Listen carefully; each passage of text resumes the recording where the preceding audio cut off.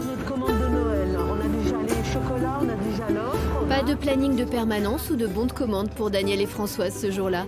Même si elles ont emmené un peu de travail, ces deux chevilles ouvrières de Court-Circuit 21 prennent la tangente, direction le 18e arrondissement de Paris, pour visiter le plus grand supermarché coopératif de France, La Louve.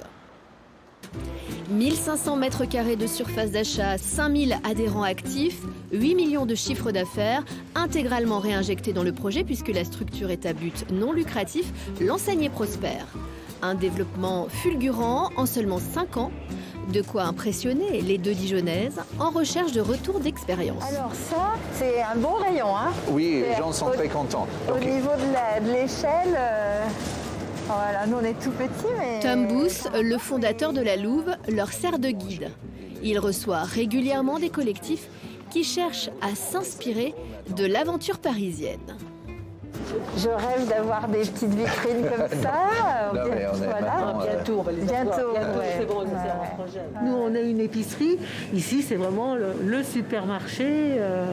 Et puis donc la diversité, plein de produits. Bon voilà, c'est vrai que la gamme, hein, quand on a plus de 6000 références, c'est pas du tout pareil que nous. J'ai l'habitude de dire souvent que là où on est, à l'endroit où on est, dans le local où on est, c'est notre laboratoire.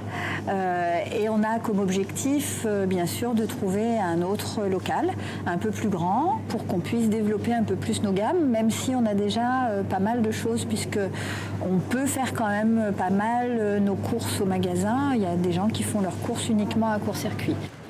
Une gamme de produits étendue et le bénévolat qui garantit des coûts de fonctionnement bas, donc des prix très attractifs.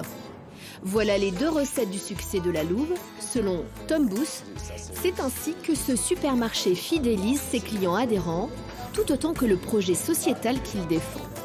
Ici, le but de ce qu'on fait, c'est de vendre la meilleure nourriture qu'on peut et de s'intéresser à la bien-être de nos membres. Et les supermarchés disent ça, mais c'est un mensonge classique, parce que le but réel et légal de ce qu'ils font, c'est faire de l'argent. Et donc, la nourriture, c'est un moyen. Et ici, la nourriture et le bien-être des membres, c'est la fin de ce qu'on fait. Retour à Court-Circuit 21. Ce magasin entend faire vivre l'idéal démocratique jusque dans le choix des produits distribués. Ce sont ces adhérents du groupe Achat qui décident ce qu'on trouve en rayon. Moi, avant de venir ici, je devais faire 4 magasins différents. Et maintenant, j'achète quasiment tout ici.